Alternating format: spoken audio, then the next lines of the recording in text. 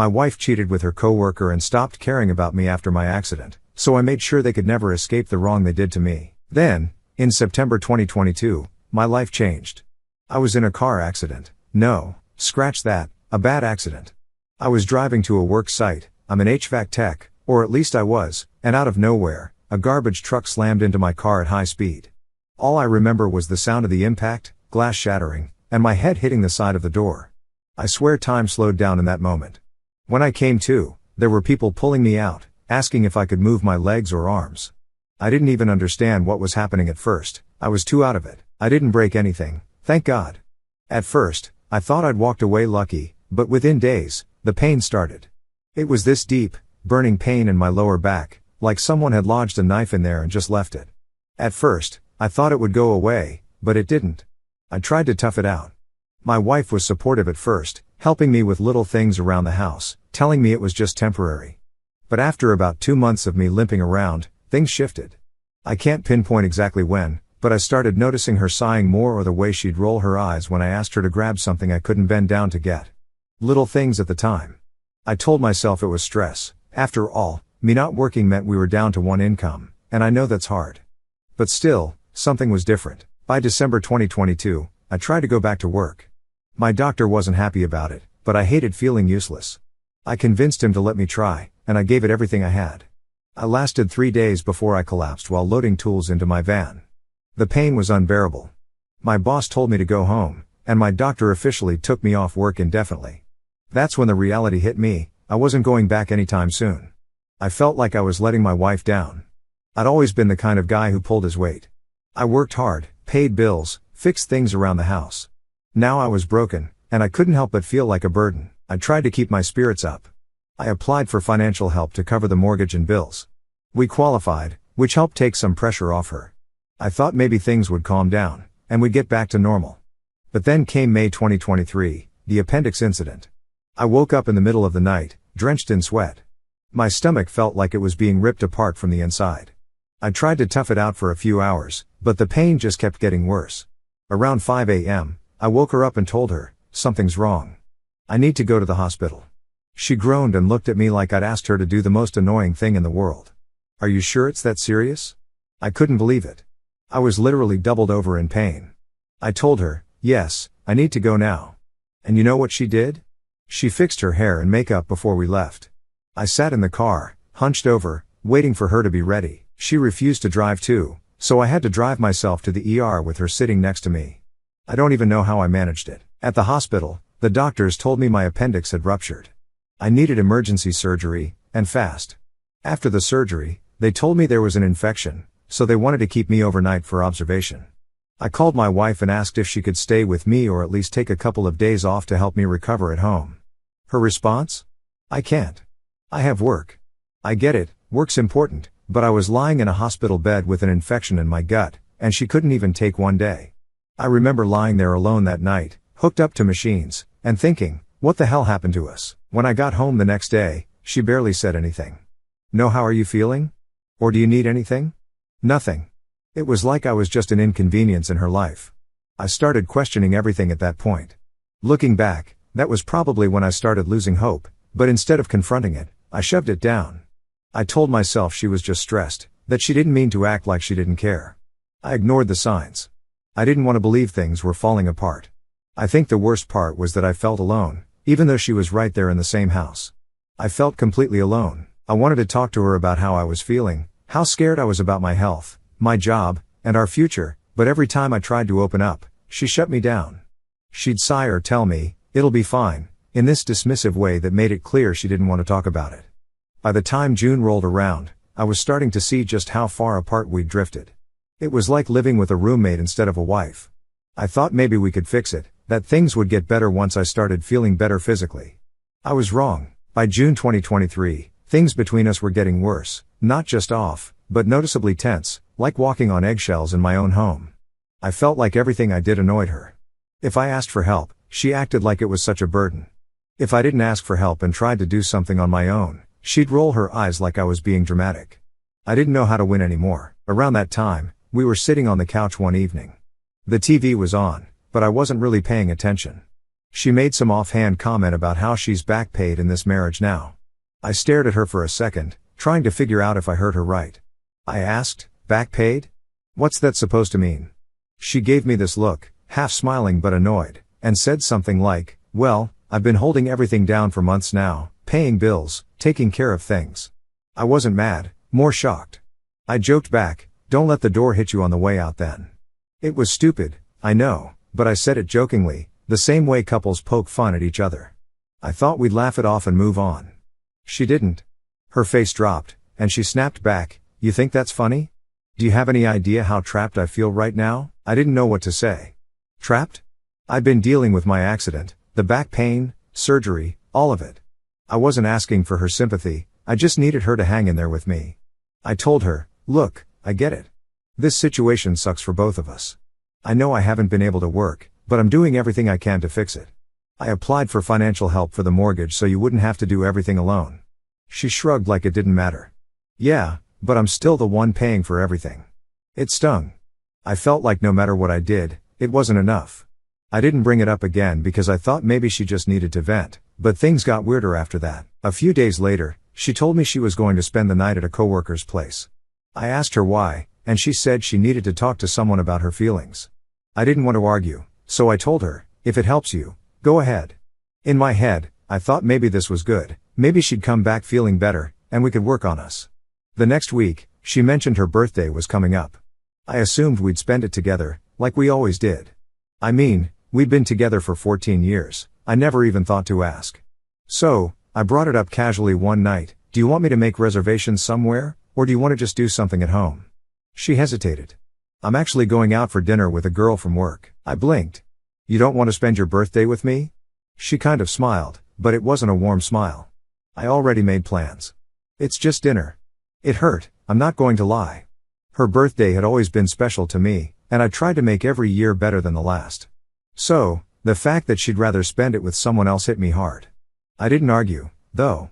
I told myself she probably just needed a break from all the stress. The next day, something felt off. I don't know why, but I couldn't shake the feeling that she wasn't telling me the whole story. Maybe it was because I'd never even heard her mention this girl from work before. So, I asked her straight up, who's the coworker you're going to dinner with? She looked annoyed. Why does it matter? It's just a friend. I wasn't convinced. I said, is it a guy? She froze for a second, just a second, but I noticed. No, she said, I told you, it's a girl. That night, I couldn't sleep. My mind wouldn't stop running. Call it gut instinct or paranoia, but I just knew she wasn't telling the truth. The next morning, I decided to check her phone. I know it was wrong, but I needed to know. And sure enough, she had texts with someone saved as Mike from work. I saw a message about dinner that night, and it was clearly planned with him, not some girl. When she got back later that night, I confronted her. I told her I knew she had gone out with a guy, not a girl from work. She didn't even deny it. She just looked pissed that I found out. Why are you checking my phone? Don't you trust me? I snapped. Trust you? You literally lied to my face about who you were with. If you didn't do anything wrong, why lie? She yelled back that she was tired of me always being around, that I was smothering her. I just needed a night out. Is that so hard to understand? I couldn't believe what I was hearing. This was her birthday, and instead of spending it with me, her husband, she chose to lie and go out with another guy. I asked her point blank, is something going on between you two? She rolled her eyes. Oh my God, no. It's just dinner. We fought for hours that night. By the end of it, I was so drained that I packed a bag and drove to my mom's house to cool off. I just needed to get out and think. I didn't tell her where I was going because I didn't want to keep fighting. I figured space would help, but when I came back later to grab some clothes, she was waiting for me. She started yelling, asking where I went and accusing me of giving up on the marriage. That blew my mind. I left for a few hours to cool off, and suddenly I'm the bad guy? I told her she was the one lying, the one who didn't want to spend her birthday with me, but she twisted it back on me, saying I didn't care about her feelings. At that moment, I felt so defeated. I didn't know what to do anymore. I thought about leaving for good, but then I remembered the 14 years we'd spent together. I told myself this was just a rough patch and that we could still work through it. I was wrong. After the whole mess with her birthday dinner, things between us weren't just tense anymore, they were broken. I don't even know how to describe the feeling of living in the same house as someone you've been with for over a decade and yet feeling like strangers. She'd come home from work, and we'd barely say a word to each other. When we did talk, it was surface level stuff, like, did you pay the electric bill? Or do you want me to pick up groceries? That's it. It was weird because we'd always been the kind of couple that talked. I used to tell her about my day, my job, the random funny stuff that happened. She'd tell me about her coworkers, her plans for the week.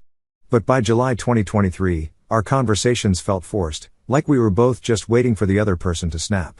One night, she came home later than usual. It wasn't crazy late, maybe 10 p.m., but still, I noticed. I asked, "Where were you?" Not even trying to sound accusatory, just curious. She sighed loudly, like I'd asked her the dumbest question in the world. "I told you, I was out with friends." "Which friends?" I pressed. She looked at me with that same irritated expression I was starting to get used to. Why does it matter? And that's when it hit me, she didn't care anymore, not about how I felt, not about the marriage, not about any of it. I wasn't accusing her of cheating or lying, I just wanted to know where she was because we were married. But it was like she wanted to keep everything about her life separate now, as if I didn't deserve to know. I thought maybe I was reading too much into it. I told myself over and over again, you're just insecure because of everything that's happened. But it wasn't just that night. It was everything, the way she was pulling away emotionally, the way she avoided being home more and more, the way she barely even looked at me anymore, like I was just some dude living in her house. I couldn't take it. I decided we needed to talk. The next morning, I asked her to sit down with me. I was nervous. Part of me didn't even want to have the conversation because I was afraid of what she'd say, but I couldn't keep ignoring it. So, I sat her down and told her, we can't keep going like this. If something's bothering you, we need to talk about it. We've been through too much to just give up now. She stared at me for a second and then said, I feel like I don't have space anymore. I'm overwhelmed. I was stunned. Space? We were barely speaking as it was. I told her, if you need space, that's fine, but you can't just shut me out completely. We need to work on this together. And then she hit me with something I wasn't expecting. I think I need my own space, like a place to myself. I've been thinking about getting an apartment. An apartment? I couldn't believe what I was hearing. I asked her, how is that going to fix anything? You think moving out will save our marriage? She said, yes, because I need time to clear my head. I didn't buy it. I told her, if you move out, that's not fixing anything. That's running away. And you know I can't pay for this house by myself right now. She shrugged, like it wasn't her problem. I can't live like this anymore. We fought for hours that day. I begged her to reconsider. I told her I'd go to therapy, that we could try counseling together, that we could work through it. She shut all of it down. She was so calm about it too, like she'd already made up her mind. I told her straight up, if you move out, I'll file for divorce. She rolled her eyes and said, you're not going to do that. The next few weeks were brutal. She started actively looking for apartments, and I could feel her slipping away even more. Every day she came home, it was like living with someone I didn't know. I tried to be civil, but I couldn't hide how hurt I was. I'd catch myself staring at her, wondering, how did we get here? At one point, I asked her again, are you sure this is what you want? You're really going to leave? She said, yes, I think it's for the best. I didn't understand it. We'd been together for 14 years, and now she was acting like it was nothing, like I was nothing. A week before her move-in date, something didn't sit right with me. I started thinking about all the times she came home late, all the coworkers she hung out with, and how distant she'd been for months. My gut told me there was more going on, and I couldn't ignore it anymore. While she was at work, I did something I'm not proud of. I went through her Apple Watch. She'd left it on the kitchen counter that morning, and I knew it was connected to her phone. I told myself I was crazy, that I wouldn't find anything, but I had to know. What I found made me sick. There were texts between her and a guy, Mike from work. The messages had been going on for months. I saw one where she texted him, saying, I want you so bad. When can we hook up? I sat down on the kitchen floor, staring at that tiny screen, feeling like my whole world had just cracked open. When she got home that night, I confronted her. I told her I saw the messages. At first, she laughed, actually laughed. Are you serious? You went through my stuff? I wasn't backing down. I said, you've been talking to him for months. You're planning to hook up with him. What else am I supposed to think? Her face shifted. She said, it's just a joke. You're blowing this out of proportion. I couldn't believe what I was hearing. I told her, a joke? You think it's funny to talk like that with another guy? That's when she snapped and admitted it. Well, maybe if you actually gave me attention, I wouldn't have to look somewhere else. That was it. I didn't even know what to say. For months, I'd been trying to fix things, and now I realized she didn't care. She'd already checked out. She moved out in August 2023, and I let her go. When August 2023 rolled around, I felt like I was stuck watching my own life fall apart in slow motion. My wife had found an apartment, signed the lease, and was officially moving out. I wish I could tell you I fought harder to stop her, but the truth is, I was exhausted, mentally and emotionally. At some point, you just hit a wall, you know? That last week before she moved out was brutal. The tension in the house was unbearable. We weren't really talking anymore unless it was something necessary, like coordinating when the movers were coming or what furniture she planned on taking. I didn't argue about who got what because, honestly, I didn't care. I just wanted it to be over. The day she packed up, it felt surreal. I watched as boxes of her things disappeared from the house we'd built together over the last decade. She was surprisingly calm through the whole thing, which somehow made it worse. There was no crying, no reminiscing, no sign that this was difficult for her. It was like I didn't even exist to her anymore. At one point, I asked her, "Why are you doing this? Can you just explain it to me one more time?" She sighed, like I was the one being unreasonable. "I told you already. I need my space. I need to figure things out for myself." I tried to press her. "Figure out what? Are you planning to come back?" She didn't answer. Instead, she grabbed another box and carried it out to her car. That silence told me everything I needed to know. I don't know why I did it, but I helped her move some of the heavier stuff.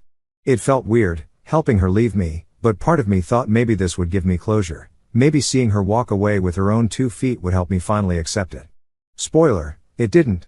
At the apartment complex, I carried the last box up to her unit, set it down, and looked around. The place was nice, small but modern, clean white walls, big windows, and empty. It hit me then that she was excited for this, while I was dreading her leaving. She had been looking forward to it. Before I left, I asked her, "Are you happy now?" She gave me a look I'll never forget, not sad, not angry, just cold. "I don't know yet." I nodded and walked out. That first night without her was one of the loneliest I've ever had. I sat in our quiet house and realized how empty it felt without her. All her stuff was gone, and her side of the closet was bare. The house felt less like a home and more like a reminder of everything that had fallen apart. I couldn't sleep that night. I just lay there, staring at the ceiling, replaying the last few months in my head, the accident, the surgery, the fights, the texts, everything. I kept asking myself, what did I do wrong? Was I not enough for her? Could I have done something to stop this? The next morning, I tried to get back to my routine, but nothing felt the same. I had physical therapy scheduled, so I forced myself to get up and go. The pain in my back wasn't getting better, and the stress of everything made it worse. My therapist noticed. She asked how I was doing, and I told her the truth, not great. She listened while I told her what was happening, and for the first time in months, someone actually said what I needed to hear. "You can't carry all the blame for this. You didn't ask to get hurt. You didn't ask for her to pull away." Hearing that didn't fix anything, but it helped me start thinking differently. I'd spent so long beating myself up about everything, feeling like I was broken, like it was all my fault. But maybe it wasn't. 2 weeks after she moved out, I found out something that changed everything. I got a text from a mutual friend asking how I was doing, and casually, they mentioned, "I saw her at that bar downtown last night. She was with some guy. They looked pretty cozy." I just sat there, staring at my phone. I didn't want to believe it, but deep down, I already knew. She wasn't looking for space or time to think. She had someone else waiting in the wings the whole time. The pieces started falling into place, her late nights, her sudden need for friends, the texts with Mike. She'd been planning this for months while I was still trying to figure out how to fix us. I spent the rest of that day in a haze. I didn't call her, didn't text her. What was the point? She'd made her choice. The next morning, I called a lawyer and told them I wanted to file for divorce. When I finally told her a few days later, her response was unbelievable. She smirked and said, "You're just bluffing." "Do I look like I'm bluffing?" I shot back. She didn't say anything after that. I don't know if she thought I'd cave or beg her to come back, but I didn't. I'd spent months feeling like a burden, like I wasn't enough, but seeing how little she cared made me realize something. I deserved better. We didn't have kids, so the divorce process moved quickly. We didn't have much to fight over. She took her stuff, and I kept mine. By mid-September, all the paperwork was in motion. In the weeks leading up to the final signing, she barely spoke to me. If she needed something, she texted me, like I was her landlord, not her husband. "Can you forward me that utility bill? Did you cancel the internet?" That's it. One day, She called me out of the blue and asked for a favor. She totaled her car in an accident. Ironic, I know, and wanted to borrow my car to get to work. I told her, no. Then she said, well, can you drive me to work then? I couldn't believe the nerve. You're not my problem anymore, I told her, and I meant it. She hung up on me, and that was the last real conversation we had. By the time the divorce was finalized in December 2023, I didn't feel relieved. I just felt numb. I thought about all the years we'd spent together, 14 years of memories, good and bad, and it hit me that the person I thought I knew was gone. Or maybe she was never who I thought she was to begin with. She moved on like I never existed. I stopped hearing from her altogether. She didn't even bother to update her address, so her mail kept coming to my house. At first, I'd text her to come pick it up, but she ignored me. Eventually, I started writing return to sender and putting it back in the mailbox. It sounds petty, I know, but I needed to move on too. By September 2023, the divorce process was officially in motion, and I had no more fight left in me. If you've ever been through something like this, you know what I mean. It's not dramatic or explosive by that point, it's just draining, like someone pulled the plug, and all your energy, your love, your hope just leaks out until there's nothing left. She wasn't angry, I wasn't angry, it was almost mechanical. We'd meet briefly to sign paperwork, talk about splitting up utilities, and discuss who was keeping what. Most of the communication happened over text. It was like we were business partners dissolving a contract instead of two people who'd spent over a decade building a life together. The whole who gets what discussion didn't take long. She packed her things when she moved out, clothes, personal stuff, and whatever furniture she wanted for her apartment. I didn't argue. Honestly, I didn't want anything that reminded me of her. The couch we used to cuddle on? Take it. The kitchen table where we had dinners? Don't care. It sounds dramatic, but every object felt tainted, like keeping those things would just drag the ghost of our relationship around with me. When it came to the house, I decided to stay. I know some people sell the house in a divorce to get a fresh start, but I couldn't. I've always been the type who hates change, and leaving my home on top of everything else was more than I could handle.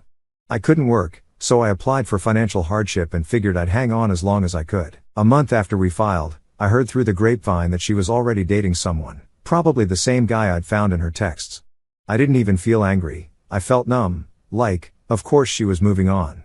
That's who she was now. The version of her that cared about me, supported me, and treated our marriage like it mattered, she was gone. The hardest part of those months wasn't the divorce paperwork or hearing about her new life, it was the silence. After 14 years of having someone there, someone to talk to, even just sit with, it was jarring to wake up in an empty house. The quiet was almost suffocating. I started to notice how little I was taking care of myself. I'd skip meals without realizing it. I stopped doing things I used to enjoy, like tinkering with my tools or watching sports. I'd just sit on the couch, staring at my phone, scrolling through pointless stuff for hours because I didn't know what else to do. One day, my mom came over to drop off some food. She looked around the house, saw how messy it had gotten, and said, "You can't keep living like this. You have to pick yourself up."